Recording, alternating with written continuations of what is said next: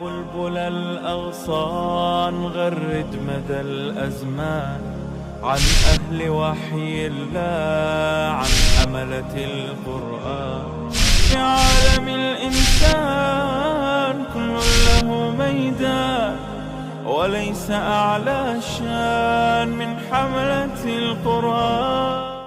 الحمد لله رب العالمين والصلاة والسلام على أشرف الأنبياء والمرسلين نبينا محمد وعلى آله وصحبه أجمعين. أما بعد فأعوذ بالله من الشيطان الرجيم. بسم الله الرحمن الرحيم. الحمد لله الذي هدانا لهذا وما كنا لنهتدي لولا أن هدانا الله. وقال عز وجل في سورة القمر 4 مرات وَلَقَدْ يَسَّرْنَا الْقُرْآنَ لِلذِّكْرِ فَهَلْ مِن مُدَّكِرٍ. صدق اللہ العظیم. رب اشرح لی صدری ویسر لی امری واحلل عقدۃ من لسانی یفقہوا قولی. رب یسر ولا تعسر وتمم بالخیر. آمین یا رب العالمین. لسان القرآن کورس میں میں آپ سب کو خوش آمدید کہتا ہوں.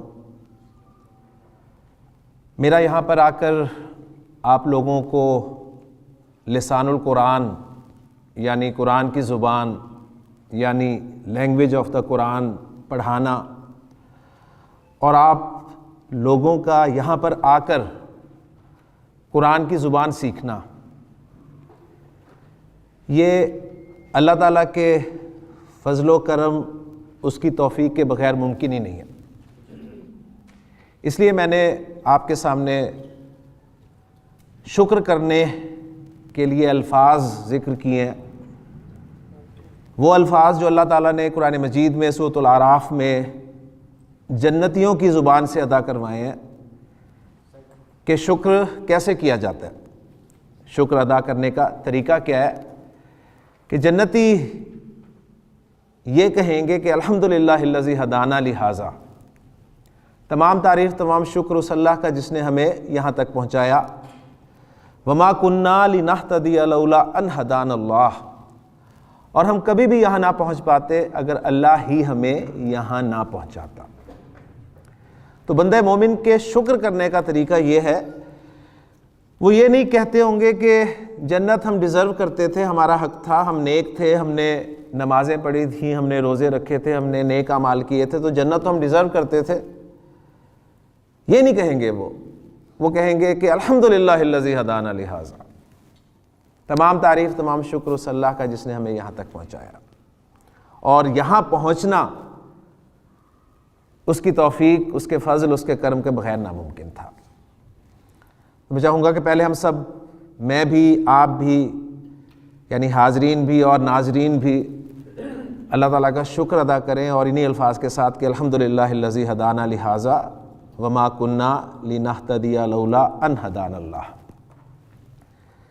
اس کے بعد میں نے آپ کے سامنے سورہ قمر کی ایک آیت جو کہ اللہ تعالیٰ نے 4 مرتبہ سورۃ القمر میں ذکر فرمائی ہے.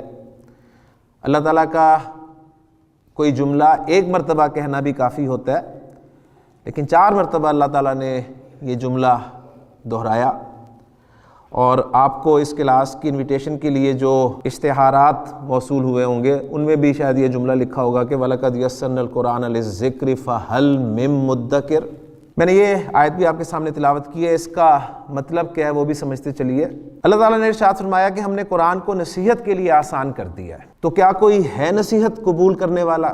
اس سوال کے جواب میں آپ سب لوگ یہاں پر آئے ہیں کہ یس وی آر، ہم ہیں اس نصیحت کو قبول کرنے والے، ہم اس نصیحت کو قبول کرنے کے لیے یہاں پر موجود ہیں. ذکر کے 2 معنی کیے جاتے ہیں. ایک معنی یاد کرنا کے ہوتے ہیں. اگر وہ معنی اس آیت میں رکھے جائیں تو اس آیت کا مفہوم کچھ یوں بنتا ہے کہ اللہ تعالیٰ نے ارشاد فرمایا کہ ہم نے قرآن کو یاد کرنے کے لیے آسان کر دیا. تو کیا کوئی ہے یاد کرنے والا؟ قرآن مجید یاد کرنے کے لیے آسان ہے. کس طرح؟ اس طرح کہ ہمیں اپنے معاشرے میں چھوٹی عمر سے لے کے بڑی عمر تک بے شمار لوگ ایسے ملتے ہیں جنہیں قرآن حرف بہ حرف یاد ہے۔ یہ دلیل ہے اس بات کی کہ اللہ تعالیٰ نے جو فرمایا کہ وَلَقَدْ يَسَّرْنَا الْقُرْآنَ لِلذِّكْرِ فَهَلْ مِن مُدَّكِرٍ، ہم نے قرآن کو یاد کرنے کے لیے آسان کر دیا۔ ذکر کے ایک معنی نصیحت کے بھی کیے جاتے ہیں۔ میں نے اس آیت میں مفہوم یہی بیان کیا ہے کہ اللہ تعالیٰ نے فرمایا کہ ہم نے قرآن کو نصیحت کے لیے آسان کر دیا ہے، تو کیا کوئی ہے نصیحت حاصل کرنے والا، نصیحت قبول کرنے والا؟ تو اس کو سمجھ لیجئے کہ قرآن فہمی کے دو درجے ہوتے ہیں۔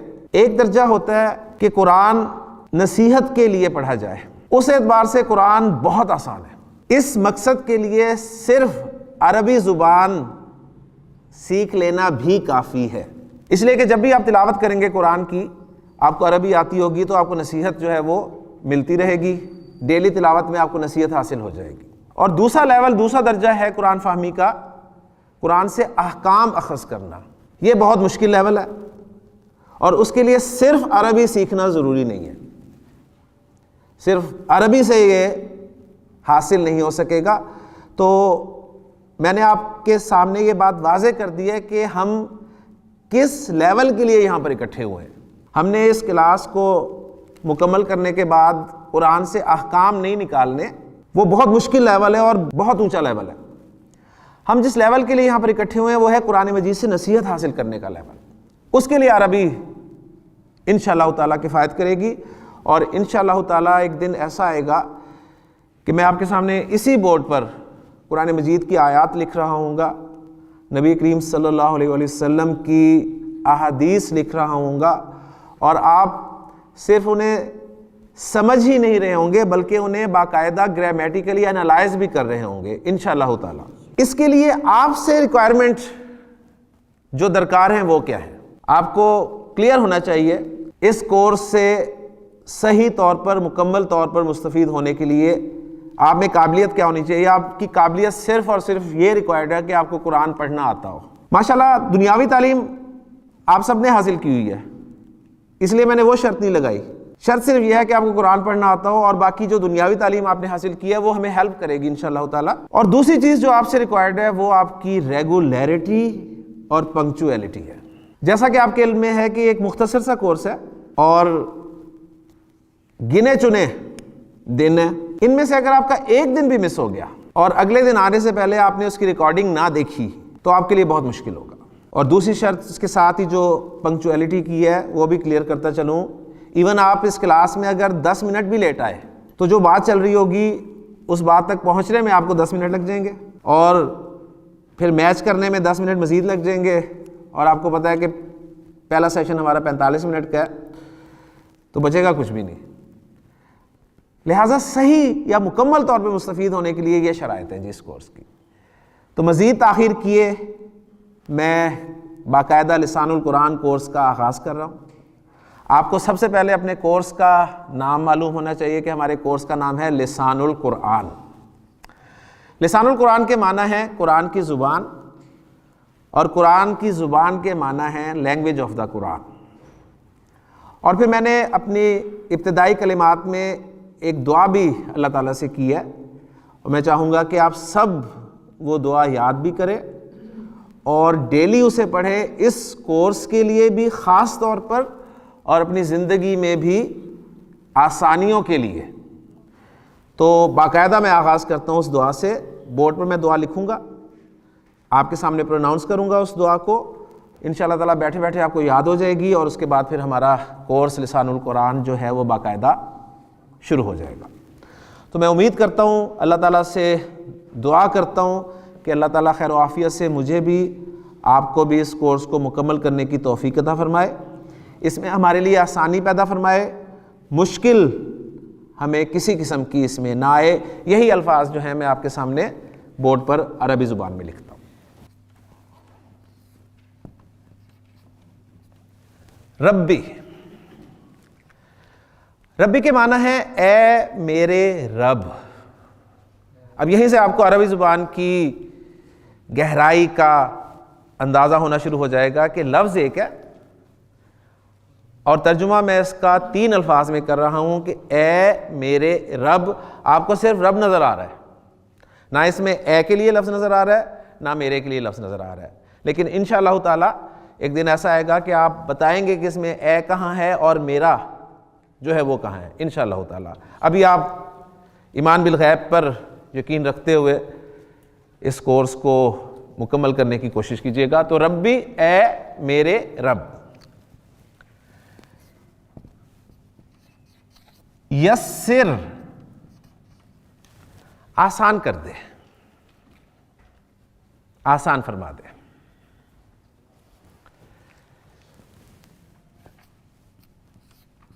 ولا تؤثر,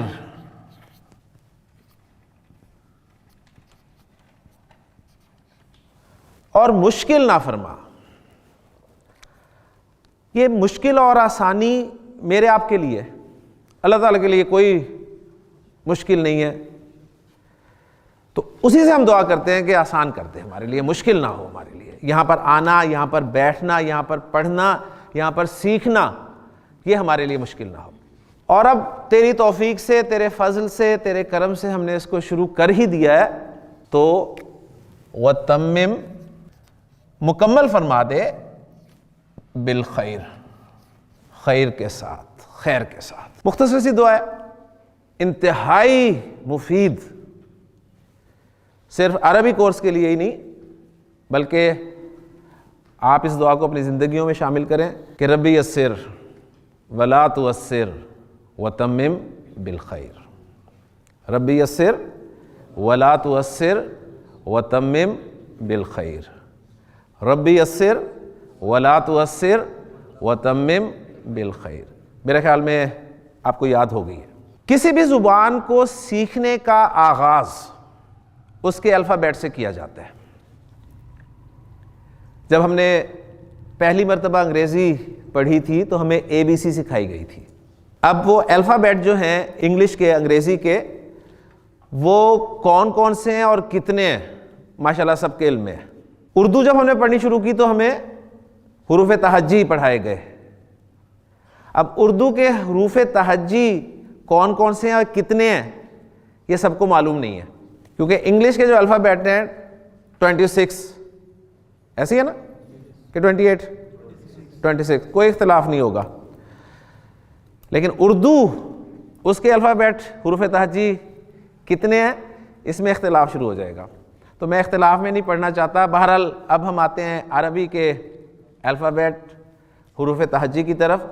تو پہلی بات یہ کہ عربی کے حروف تہجی جنہیں میں الفابیٹ بھی کہہ رہا ہوں, یہ حروف تہجی بھی کہلاتے ہیں لیکن انہیں حروف ہجا بھی کہا جاتا ہے. حروف الہجا. آپ کو مشکل لگ رہا ہو تو آپ الفابیٹ کے طور پہ اس ٹرمینالوجی کو یاد کر سکتے ہیں. اب جو 2 سوالات پیدا ہوتے ہیں کہ عربی زبان میں استعمال ہونے والے حروف الہجا جنہیں ہم حروف تہجی یا الفابیٹ کہہ سکتے ہیں یا کہتے ہیں, یہ کتنے ہیں اور کون کون سے. ان دونوں سوالوں کا جواب میں آپ کو بورڈ پر دوں گا, حروف لکھ کر اور انہیں پروناؤنس کر کر, کیونکہ ان حروف کی پروننسیشن جو ہے وہ کلیئر ہونا بہت ضروری ہے. اور مزے کی بات یہ ہے کہ جو حروف میں آپ کے سامنے بورڈ پہ لکھوں گا ان میں سے ایک حرف بھی ایسا نہیں ہوگا جو ہم اردو بولنے والوں کے علم میں نہ ہو. ہر حرف کو ہم اردو بولنے والے بڑی اچھی طرح سے جانتے ہیں, سمجھتے ہیں اور پڑھتے ہیں. بس کچھ حروف کے پڑھنے کا طریقہ مختلف ہوگا, وہ بھی میں آپ کو انشاءاللہ تعالی سالو کر دوں گا, آپ کے سامنے کلیئر کر دوں گا. تو پہلا حرف جو ہے وہ ہے جی الف, یہیں سے شروع ہوتا ہے سارا سلسلہ.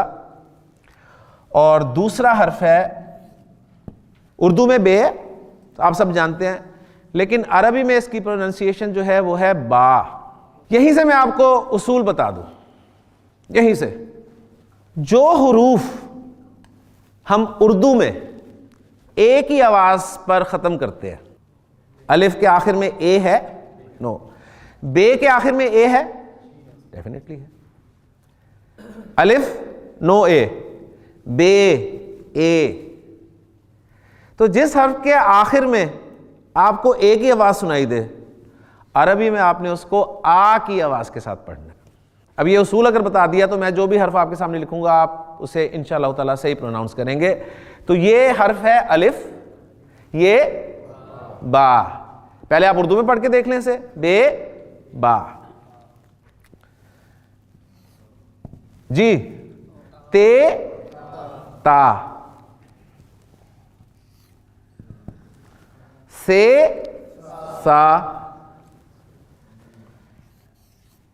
جیم جا نو جیم، ہے ہا، خے خا۔ کتنے ہو گئے؟ 7۔ تو پہلی لائن میں پہلی رو میں میں نے 7 حروف لکھے ہیں جی، الف با تا سا جیم ہا خا۔ اوکے، اب نچلی لائن پہ چلتے ہیں جی، دال، زال، رے را، زے زا، سین سین سین، شین شین، صاد صاد۔ 14 ہو گئے؟ ضاد ضاد، توئے تو، یہ آ گیا نا توئے میں، زوئے زوا، عین عین، غین غین، فے فا، قاف قاف، کاف کاف، لام لام، میم میم، نون نون، ہے ہا، واو واو واو، یہ یا۔ کتنے ہو گئے؟ 28۔ عربی زبان میں استعمال ہونے والے حروف الہجا کی تعداد 28 ہے۔ ساتھ ساتھ میں نے ہر رو میں لکھے ہیں تاکہ آپ کو پتہ چلے کہ 4 روز میں آپ انہیں یاد کر سکتے ہیں، اور پیر کی صورت میں اگر آپ انہیں پڑھیں تو یاد بھی ہو جائیں گے انشاءاللہ تعالی۔ الف با تاسا جیم ہا خا، الف با تاسا جیم ہا خا، دال زال رازا سین شین صاد،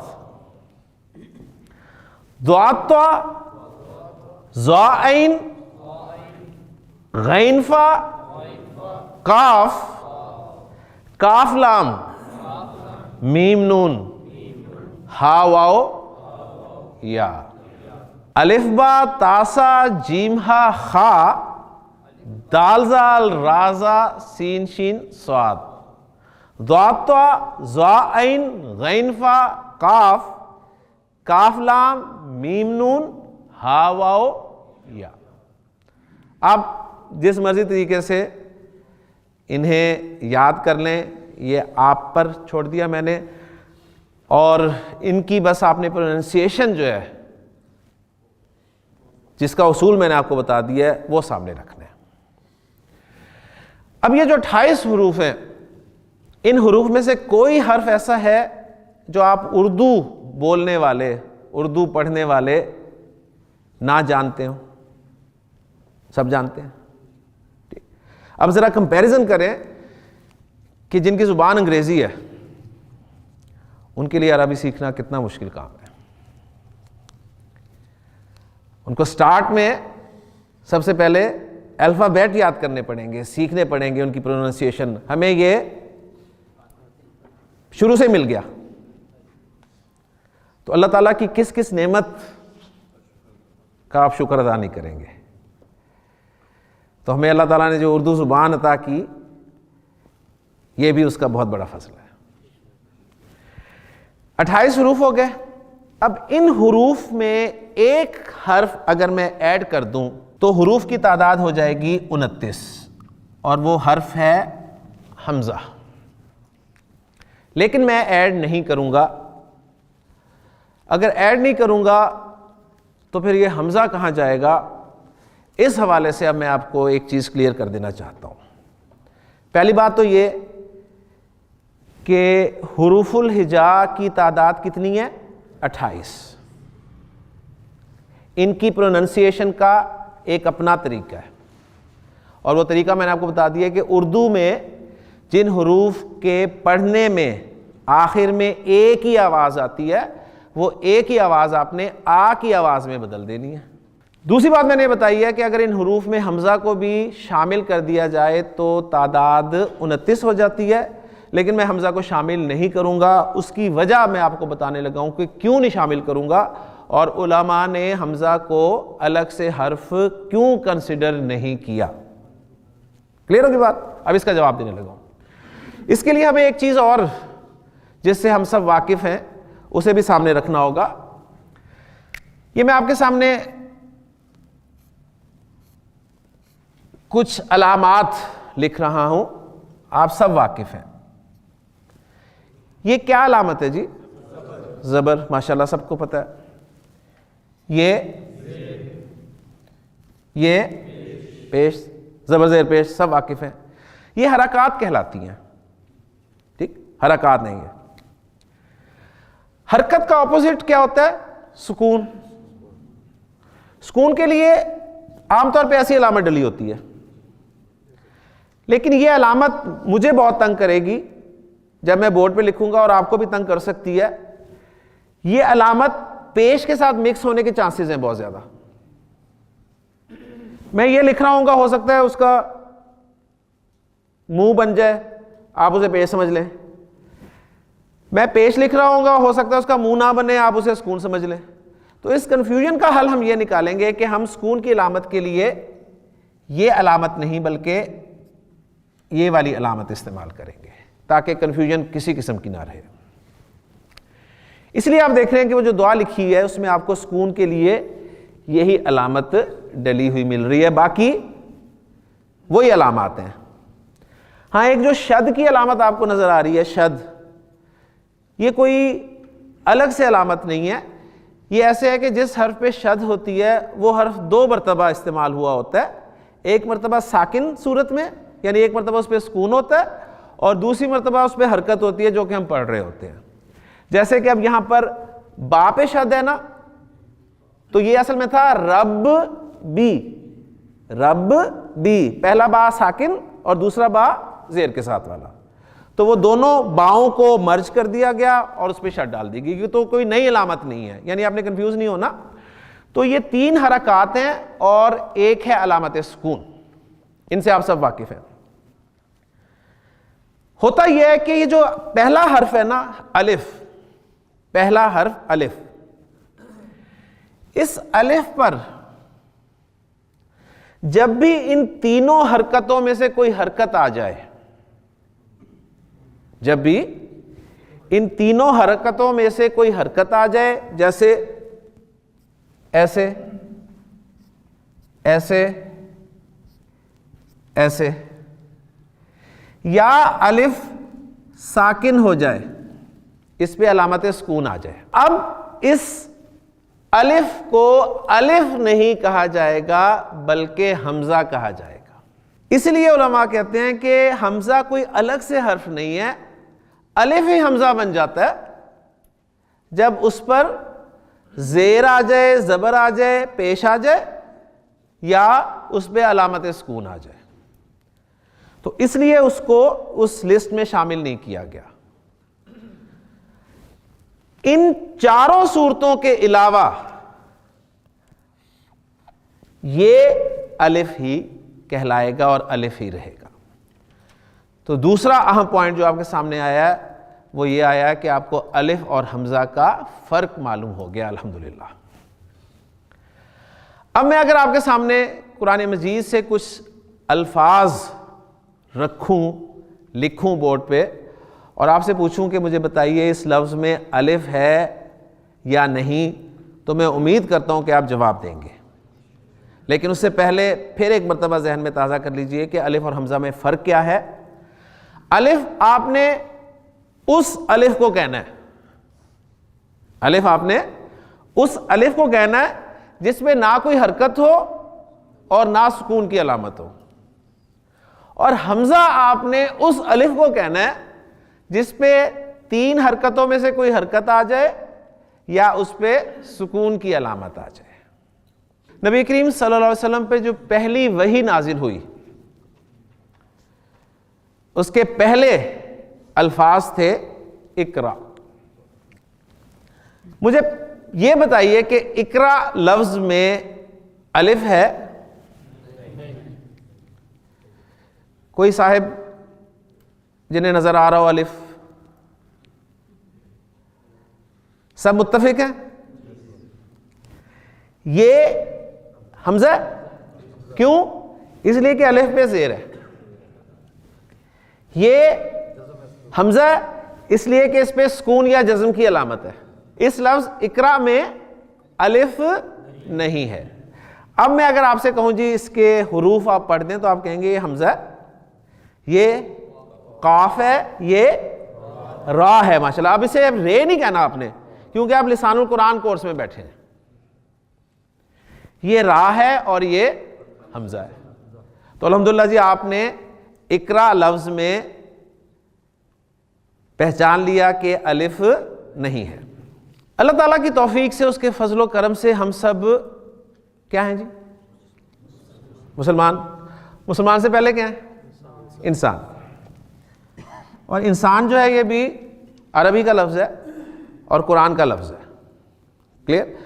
موسٹلی جو الفاظ آپ کے سامنے اس کورس میں آئیں گے وہ قرآن کے ہی ہوں گے انشاءاللہ تعالی۔ تو انسان، انسان لفظ میں الف ہے؟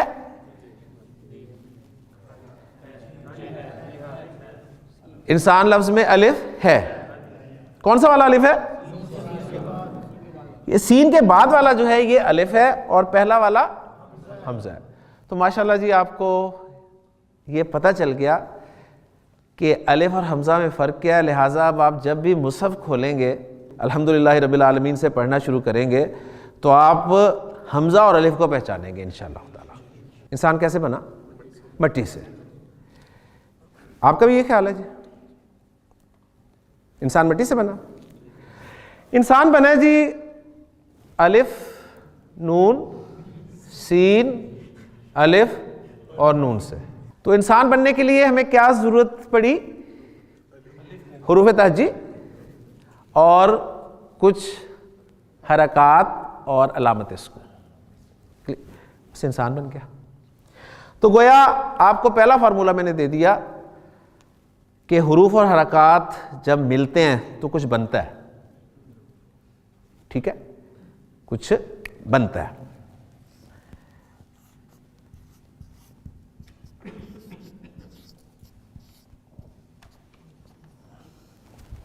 شاید بھائی آپ نے تو ماشاءاللہ بتایا کہ جی انسان مٹی سے بنا، اب تھوڑا سا یہ بھی بتائیے انسان ہے کیا؟ اشرف المخلوقات، صحیح ہے؟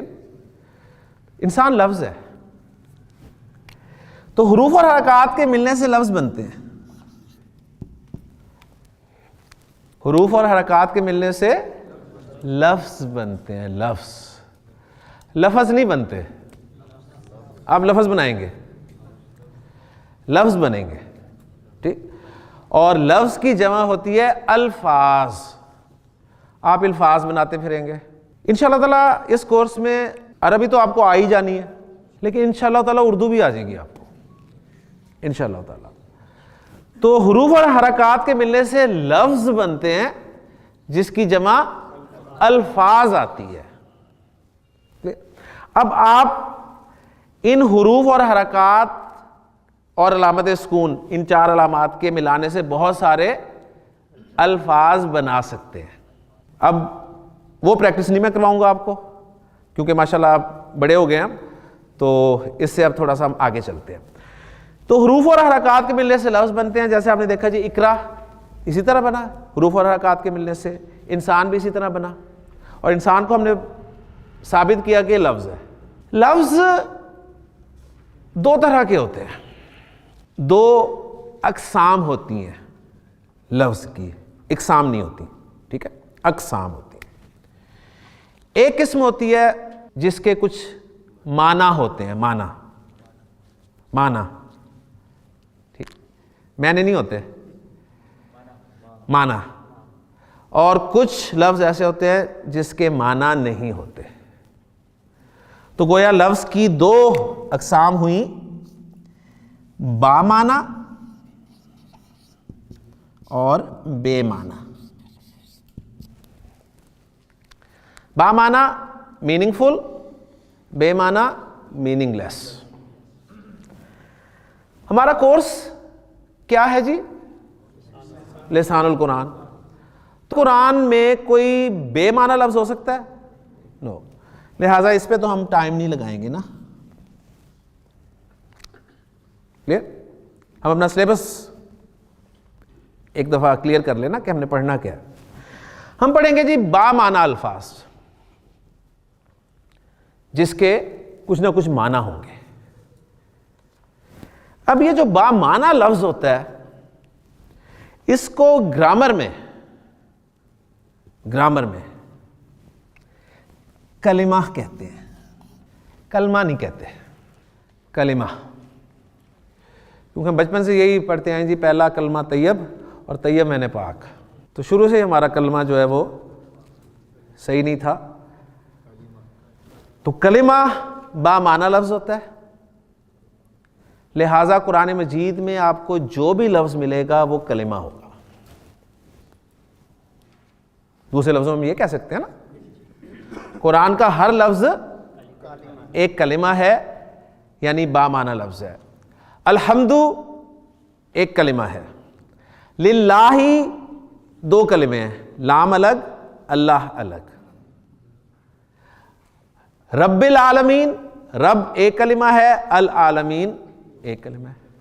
ٹھیک ہو گیا؟ تو 1 2 3 4 5، یعنی قرآن مجید میں استعمال ہونے والا ہر لفظ کلمہ ہے. اب یہاں سے ہم اپنی بات کو آگے بڑھائیں گے. کلمہ آگے چلے گا. کلمہ کی اقسام انشاءاللہ تعالی اپنے دوسرے لیکچر میں پڑھیں گے. ذہن میں تازہ کر لیں کہ ہمارے کورس کا نام لسان القرآن ہے. لسان القرآن کے معنی ہے قرآن کی زبان، اور قرآن کی زبان کی بنیاد حروف الہجا ہے. حروف الہجا کی تعداد 28 ہے. ان میں کچھ حروف کی پروننسیشن اردو حروف کی پروننسیشن سے مختلف ہے، اور اس کا اصول میں نے آپ کو بتا دیا. 3 حرکات ہیں، ایک علامت سکون ہے، اور الف اور حمزہ میں کیا فرق ہے یہ الحمدللہ آپ سمجھ چکے ہیں. حروف اور حرکات کے ملنے سے لفظ بنتے ہیں جو کہ 2 طرح کے ہوتے ہیں، با معنی اور بے معنی. بے معنی آؤٹ آف سلیبس ہے. با معنی کو گرامر کی اصطلاح میں کلمہ کہتے ہیں، اور کلمہ کتنی اقسام کا ہوتا ہے وہ انشاءاللہ تعالی ہم اپنے دوسرے لیکچر میں پڑھیں گے. سبحانک اللہم و بحمدک، اشہد ان لا الہ الا انت، استغفرک و اتوب الیک. يا بلبل الأغصان غرد مدى الأزمان عن أهل وحي الله، عن حملة القرآن. في عالم الإنسان كل له ميدان، وليس أعلى شان من حملة القرآن.